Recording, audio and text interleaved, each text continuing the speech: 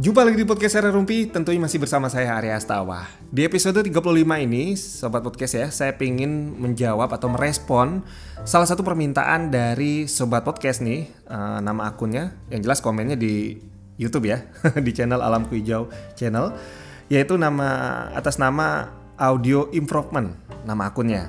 Nah, permintaannya adalah, Kak, share tentang teknik podcast dong, please.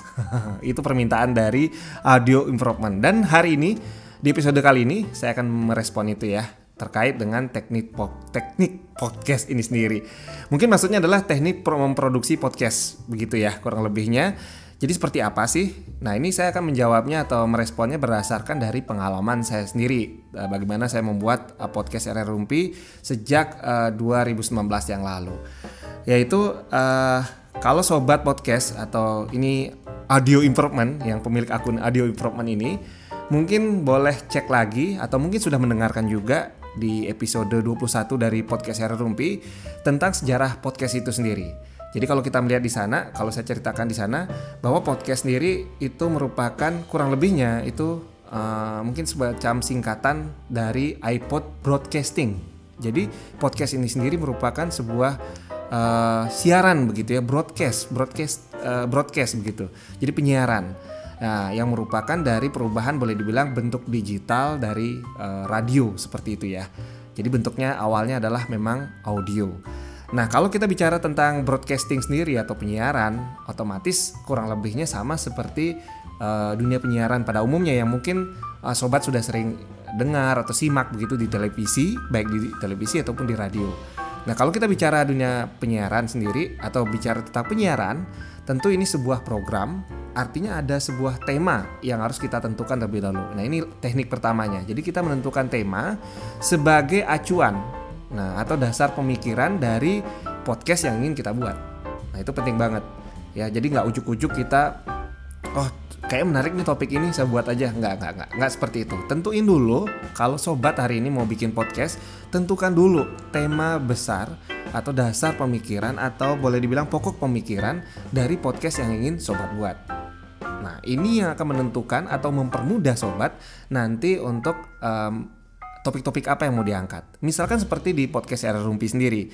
Podcast Area Rumpi sendiri, saya memang tema besarnya adalah ada tujuan di sana ya. Pokok pemikiran adalah bagaimana saya membuat sebuah penyiaran, baik itu monolog seperti sekarang begitu ya, ataupun mengundang tamu yang sifatnya bisa menginspirasi, mengedukasi, dan juga memberikan informasi seperti hari ini.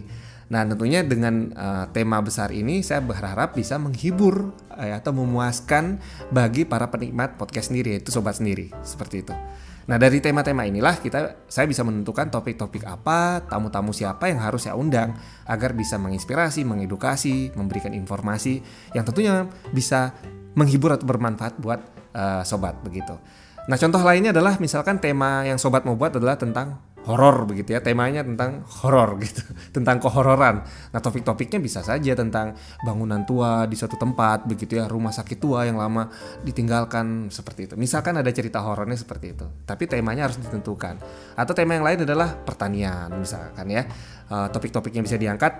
Contohnya misalkan tentang produksi pertanian, lalu ketahanan pangan di masa pandemi, ataupun juga bagaimana sih suka duka sebagai seorang petani. Nah, bisa diundang narasumbernya atau menceritakan secara monolog dari data-data yang teman peroleh. Sekali lagi, dengan tema ini itu menjadi semacam sekali pokok pemikiran dasar yang bisa sobat gunakan untuk mempermudah membuat podcast atau topik-topik yang sobat mau angkat. Dan kuncinya adalah, saran saya adalah ketika sobat menentukan tema, jangan sekali-sekali mengambil tema itu sifatnya latah. Nah, ini pentingnya tema juga. Usahakan tema yang sobat ambil atau pilih untuk podcastnya, bagi yang mau buat podcast, adalah tema yang sesuai dengan kesukaan. Kesukaan itu bisa menjadi tema kesukaan itu maksudnya sesuatu yang membuat sobat ingin angkat, ingin teliti, yang membuat penasaran ya, sehingga sobat suka menggalinya. Gak akan kehabisan deh yang namanya ide-ide topik-topik yang akan sobat angkat. Catatannya adalah tema itu yang sobat sukai ya, yang buat sobat penasaran, yang membuat sobat itu bergairah untuk terus berkarya. Nah, seperti itu kurang lebihnya, itu saran dari saya. Jadi temanya harus apa? Sehingga bisa menghindari yang namanya latah. Maksudnya latah ini adalah sekarang di medsos lagi ramai apa sih, lagi viral apa sih? Sobat buat juga seperti itu, padahal sobat nggak suka. Nanti mentok, yang ada mentok ya. Itu kurang lebihnya ini dari saya, pemikiran saya. Sekali lagi ini berdasarkan pengalaman saya, pemikiran awal saya membuat podcast ini. Kemudian ketika membuat dengan menentukan tema ini ya, kemudian sobat juga membuat topik-topiknya, itu usahakan juga gali lagi data-datanya, bisa digali lewat internet begitu ya, sehingga sobat bisa memulai untuk penulisan struktur apa sih yang mau ditanyakan. Nah, ditulis-tulis aja dulu, disimpan. Setiap ada ide disimpan dalam HP. Itu kebiasaan saya ya.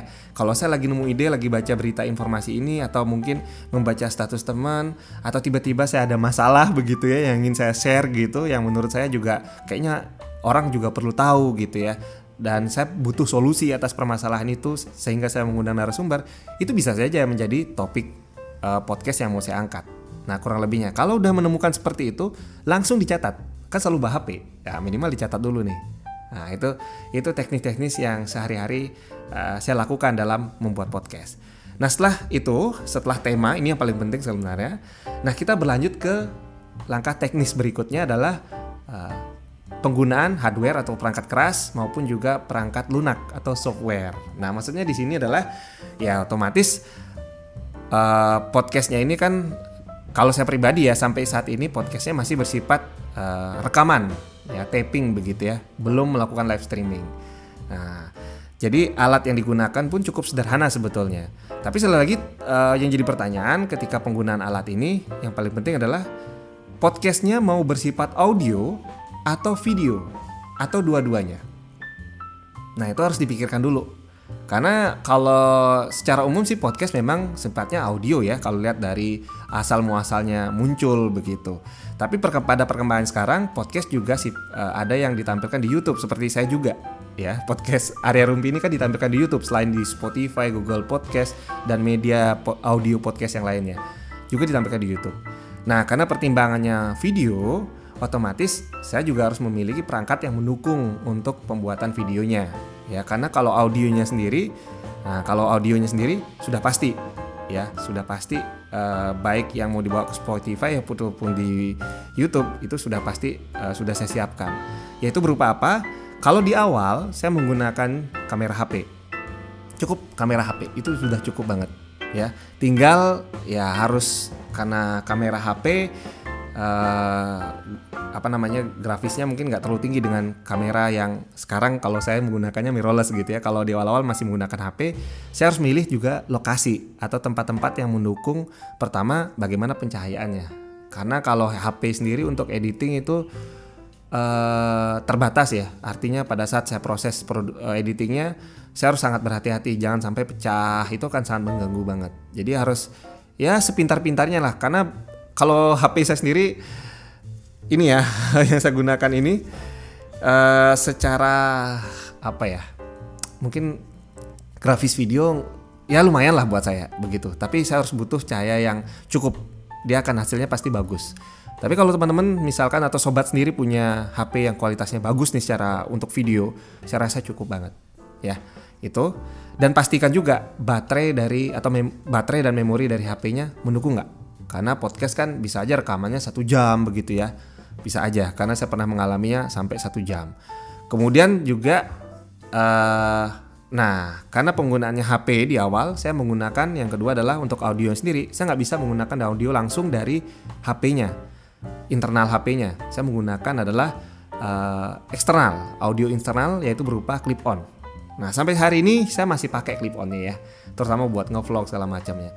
Saran saya untuk clip on sendiri, kalau saya memilihnya, sekali lagi saya nggak ada sponsor ya, saya cuma sharing aja apa yang saya gunakan. Itu ada Boya, itu clip on dari Boya yang harganya menurut saya terjangkau banget ya, cuman 100, kalau nggak salah sampai ongkos kirimnya mungkin sekitar 160 saya belinya waktu itu. Saya udah lupa itu tahun lalu ya, mungkin sekarang ada diskon kali ya, lebih murah begitu. Nah, silahkan cari, itu menurut saya udah cukup banget, kualitasnya udah bagus banget ya. Kalau mau lebih bagus lagi, ada lagi yang lebih tinggi kalau nggak salah untuk clip on-nya. berbagai merek. Silahkan dicari di internet karena saya juga waktu itu dapatnya dari googling juga, cari-cari juga clip on yang mendukung dan harganya terjangkau. Dan saya belinya waktu itu 2 karena saya tahu saya akan mengundang narasumber. Dan untuk mendukung itu saya juga butuh yang namanya hardware berikutnya. Nah ini tadi saya bicara hardware ya, kameranya berupa HP, clip onnya untuk audio. Nah untuk penghubungan audionya ke laptop, nah karena saya rekamannya di laptop, itu saya butuh sound card. Nah sound cardnya sendiri, aduh saya lupa mereknya, tapi kurang lebih harganya sekitar 400.000 ya kalau nggak kurang lebihnya. Pokoknya terjangkau lah ya buat saya begitu. Pokoknya di bawah 500.000 saya alat-alatnya yang saya sediakan. Kalau HP kan udah pasti punya. Nah kemudian nah itu alat yang di awal saya pakai. Jadi kalau sobat masih pemula begitu untuk buat podcast, silahkan menggunakan alat-alat yang mungkin tadi saya dibilang direkomendasikan, ya anggap aja direkomendasikan. Yang jelas itu yang saya pakai lebih dulu. Clip on, kamera HP dan sound card untuk menghubungkan ke laptop. Kenapa ke laptop? Nah ini terkait dengan softwarenya sendiri. Software yang saya gunakan untuk audio selama ini, jadi walaupun saya rekamannya lewat HP, saya selalu audionya saya simpan sendiri di laptop langsung, jadi terpisah ya. Jadi pada saat proses editing lah nanti saya akan satukan, yaitu menggunakan software Audacity. Nah kenapa saya memilih software ini, Audacity ini sendiri? Karena dari hasil ngulik saya, beberapa orang-orang yang sudah selama ini merekam audio begitu ya, yang pas memang atau yang terbaik buat saya, dan apalagi mudah dicari, nanti bisa dicek di internet ada situsnya, mungkin nanti akan saya share juga di YouTube khususnya. Itu Audacity yang paling buat saya memuaskan, editingnya juga mudah, hasil kualitas suaranya juga bagus, kurang lebih seperti itu yang saya gunakan. Nah sobat bisa pilih juga, coba cari juga mungkin ada software yang sudah sobat punya atau mungkin punya pilihan sendiri. Nah itu untuk softwarenya. Nah, bahkan yang clip on aja udah lumayan jadinya untuk mendukung ini. Nah pada perkembangannya sendiri, ya saya ngumpulkan uang gitu, nabung begitu secukupnya. Ya saya mulai cicil satu persatu alat-alatnya, mulai dari mic saya ganti dari clip on, saya beli mic eksternal ini. Alasnya sederhana, ya memang harganya cukup lumayan ini mic yang saya beli ini, tapi dia bisa mendukung untuk mengundang tamu. Ya mungkin sobat coba cek ya di podcast Era Rumpi kalau belum ngecek nih, terutama buat yang bertanya ini yang minta nih tentang teknik memproduksi podcast ini. Jadi mic ini punya pola atau pattern yang bisa untuk seluruh baik, jadi melingkar begini. Nah ini mendukung saya untuk bisa mengundang tamu lebih dari 1 orang. Bahkan saya pernah mengundang itu 6 orang ya, tanpa harus menyediakan setiap orangnya mic. Itu ini sudah cukup ya, sangat membantu saya. Dan kualitas suaranya juga jujur sampai hari ini saya puas ya, saya puas karena suaranya yang dihasilkan juga buat saya bagus ya, nggak kalah dengan mic-mic yang harganya mungkin satu mic aja bisa 2 juta, 3 juta. Ini sangat mendukung. Ya walaupun satu saya bisa ngundang 3 orang, 4 orang, bahkan 6 orang waktu itu, ya boleh disimak sendiri. Kualitas suaranya cukup menurut saya jelas dan jernih gitu ya dalam obrolan. Nah itu. Dan kemudian saya juga menggunakan hari ini ada lampu buatan di sebelah sini. Nanti mungkin saya munculkan juga. Ini buat saya sendiri. Jadi modal kalau yang ini mah murah banget ya. Itu pun saya belajar dari YouTube. Ya, saya menggunakan lampu untuk mendukung penyinaran. Tapi kadang-kadang kalau nggak lagi di rumah seperti sekarang ini, saya rekamannya di kafe. Ya, seperti yang podcast saya biasanya mengundang tamu. Alasnya sederhana, di kafenya suaranya teredam, itu enaknya. Kemudian pencahayaannya juga bagus. Nah, sobat mungkin kalau mau coba silakan, coba mungkin punya sobat punya kawan begitu ya, sahabat yang punya kafe gitu, kafenya bagus gitu, seperti Beli Toilet tempat saya rekaman podcast biasanya. Nah mungkin coba di lobby begitu ya buat rekaman podcast sana. Kalau sifatnya video podcast, tapi kalau cuman audio ya itu tadi cukup alatnya hanya Audacity untuk software, kemudian alat rekamnya ada clip on ataupun juga beli mic ya, nabung lah kalau pingin punya mic juga yang menurut temen itu bisa memuaskan dalam produksi podcast. Oke. Nah, yang terakhir adalah teknik berikutnya adalah, nah pada saat kenapa tadi saya katakan antara gambar, terutama sekali lagi yang buat video ya gitu ya, antara video atau gambar dengan audio saya pisah, karena sekali lagi itu memudahkan saya untuk mendapatkan kualitas yang terbaik, baik dari segi gambar ataupun juga audionya. Karena kalau audio saya langsung colokkan ke kamera, mungkin kalau monolog seperti ini cukup ya. Tapi kalau misalkan saya mengundang narasumber, saya butuh alat yang lain lagi. Nah itu kayaknya untuk saat ini istilahnya mungkin belum saya coba sih. Tapi kalau saya lihat ada sih alatnya, beberapa soundcard begitu, harganya cukup lumayan mahal buat saya. Jadi nanti dulu deh. Tapi saya lebih senang seperti ini. Jadi memudahkan saya, walaupun dalam proses editingnya nanti ya perlu kehati-hatian. Nanti ini masalah jam terbang aja kalau proses editingnya, antara menyatukan suara yang ditangkap oleh kamera dengan audionya sendiri. Nah itu proses pelan-pelan. Ya bisa dipilih suara startnya dari mana. Ya. Nah itu, dan biasanya saya akan cross check lagi. Apakah sudah tepat apa enggak antara mimik di video, mimik ucapan dari bibirnya dengan suara yang didapatkan oleh rekaman dari Audacity yang khusus untuk audionya.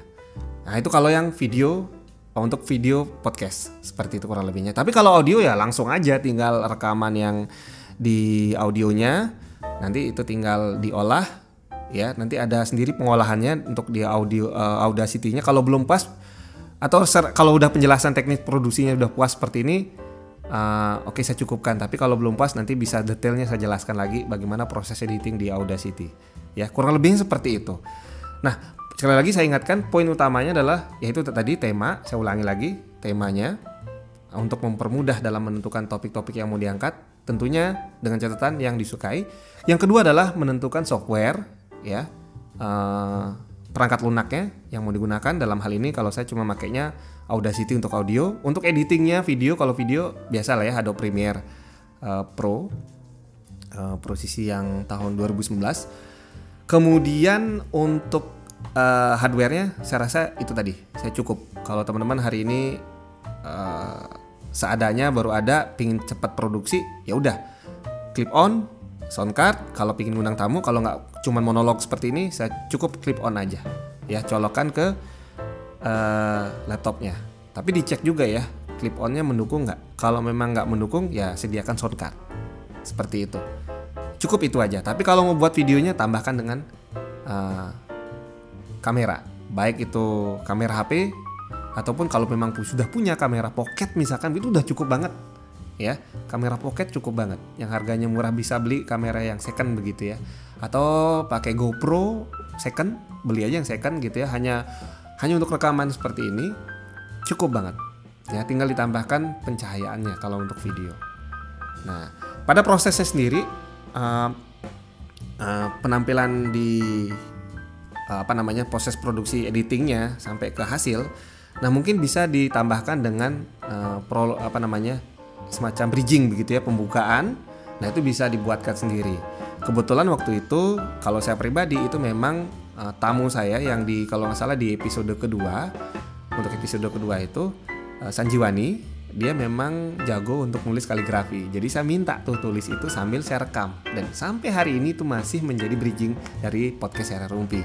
Ya, termasuk juga pemilihan dari, nah ini lagi, kalau saya podcast itu kan ada macam-macam ya, ada yang cuman suara aja tanpa menggunakan backsoundnya hanya pada saat bridging dan penutup.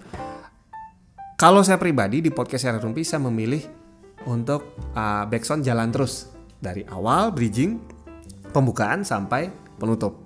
Kenapa? Karena memang dari awal saya sendiri pernah di radio begitu, jadi saya memang pingin seperti di radio, jadi ada backsoundnya. Itu membuat orang mendengarkan podcast itu makin nyaman. Kalau buat saya ya itu kurang lebih seperti itu.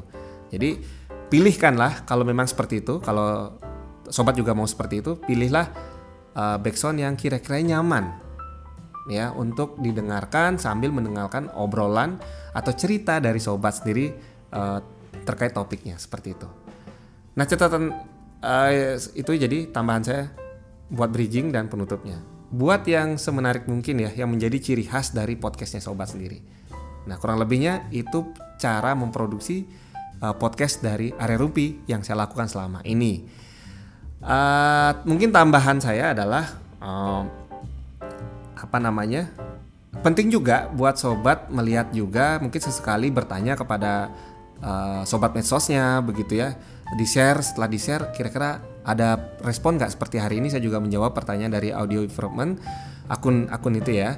Kemudian juga ada beberapa mungkin pertanyaan dari, mungkin melempar topik ke sobat-sobat podcastnya begitu ya, sesuai dengan temanya sobat sendiri gitu ya, topik-topik yang mau diangkat dilempar dulu ke sobat medsosnya, bagaimana responnya. Itu juga membantu kita untuk membuat topik-topik berikutnya.